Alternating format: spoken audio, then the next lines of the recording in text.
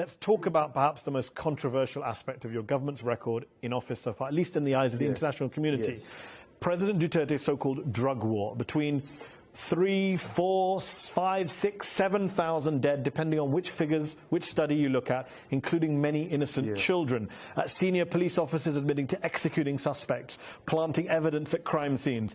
Is it any wonder that the Catholic Church in your country has described your government's drug war as, quote, a reign of terror?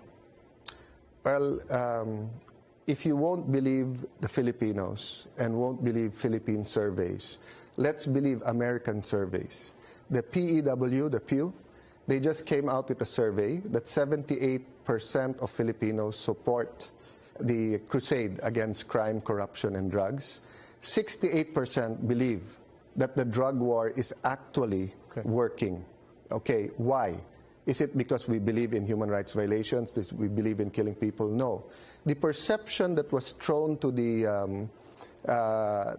international community was led by certain human rights groups associated with our opposition and associated with some people in the in the Catholic Church. But they did not give the international community the correct facts. So when you said believe the U.S. and you quote polling, I'm not disputing that Filipinos support President Duterte and support the. I'm not disputing that. Yes, I'm disputing the record. The U.S. Assistant Secretary of State for Southeast Asia says we have a very sustained and deep concern that the drug war is operating outside the rule of law. The growing number of extrajudicial killings is troubling. We have raised those concerns.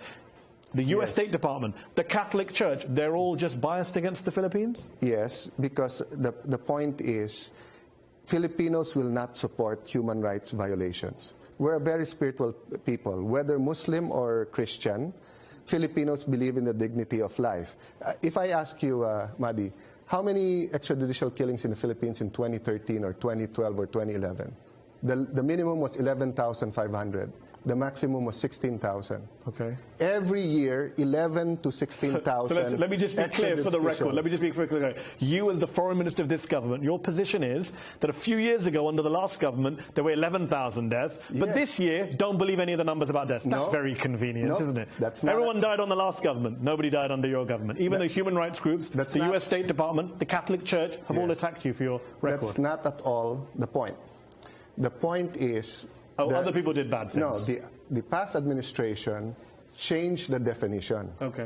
They said it's only extrajudicial if you're a union leader, if you're a religious leader, if you're a journalist, if it's ideological. So they started reporting 50, 100, 150. Okay. When Duterte came in, they went back to the old definition, and anyone murdered or killed was charged against the drug war. But the opposite is happening in the country. You have 13 to 16,000 killings because of drugs, not because of the police or the drug war. But hold on. Your own reports say 3,800 people have died in anti-drug operations. Yes. 3,800 people? Yes. You think that's fine?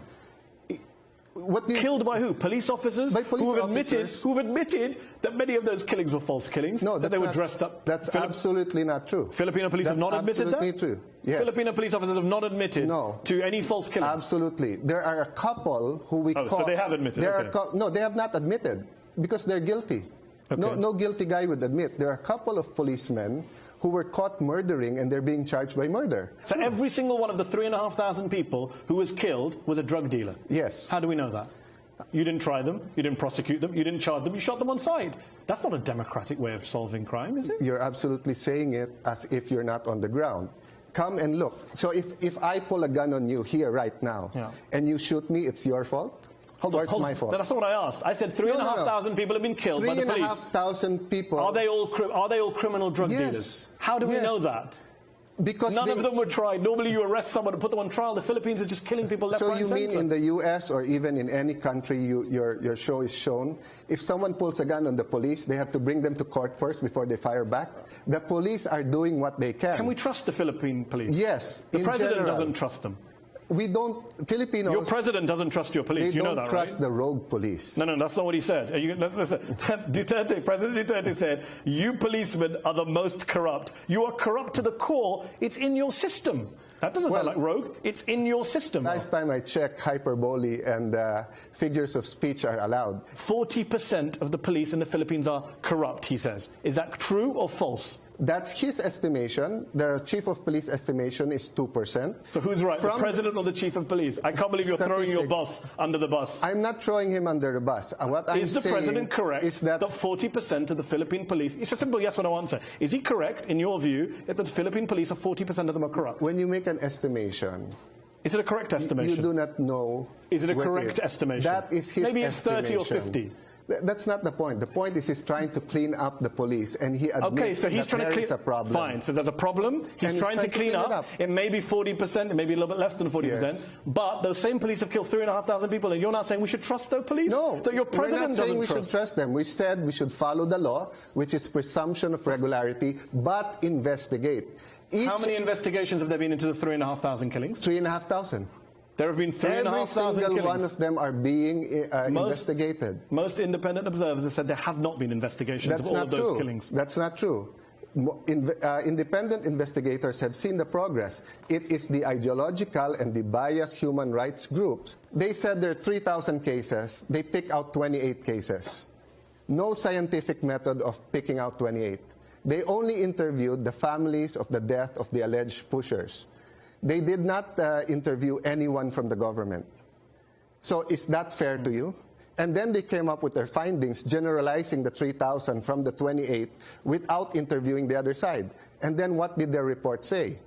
That they believe that possession of drugs should be legalized. So you tell me, is that a kind of group that is there to investigate or has already made a judgment?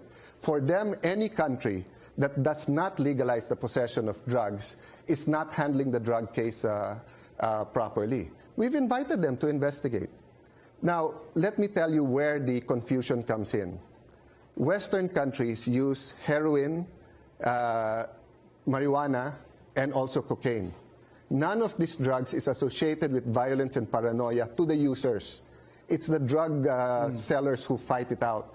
But methamphetamine hydrochloride has been proven by the WHO, by the UN Office of Drugs Crimes, to have paranoia and violence. Shouldn't you treat these people, not just shoot them in the head? You're cutting funding. Yes, you're cutting funding your government to rehabilitation centers. That's not true. Yes, you are. No, it's not. We're not cutting. From $60 million to $15 million. That's not true. For 2018. That's what's in the budget. Okay. It's going into the buildings. And we're putting up billions worth of drug centers all around. Do you agree it's better to treat drug addicts than shoot them in the head? Yes, but if they have a gun and they're going to shoot you... All 3,500 people had guns? Yes, more than that. That's not the case. Sir, Mehdi, come to the Philippines and see, because you're talking from space with what you're saying now. Okay. You asked with the respect, I've quoted the US State Department, Amnesty, Human Rights Watch, and the Philippine Catholic Church, and you're saying I'm in space. I can't do anything. I can only give you those references. Come to the Philippines and see whether it's safer now or in the US State Department. I talked to them about it. Yeah. They said that the Philippines threatened both pushers and users. I talked to our ambassador.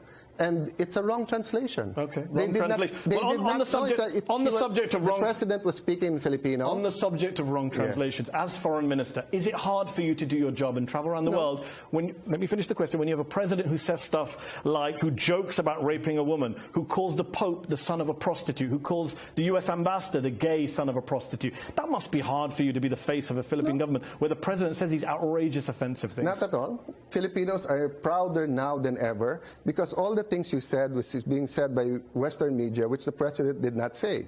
No, the president did say. No, he did not. Okay. Son of a and son of a, the way it said it. Americans sometimes use the F word. Hey, well, get the F out of here. And what about joking about the rape of a woman, which he later said I wasn't even joking. He came out and said I didn't joke. I meant it. He did not joke. Okay.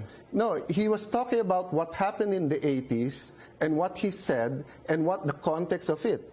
He never jokes about rape. He's very mad about rape. Okay. And Davao is one of the safest places. I mean, he seems to be the most misunderstood president in the world since Mahmoud Ahmadinejad. Not in the Philippines. Okay. Not in the Middle East. Okay. Not in China. Not in Russia. Okay. Not the 3.5 million Filipinos in America. Alan Cayetano, thanks for joining me on Upfront. Thank you very much. Thank My you. pleasure.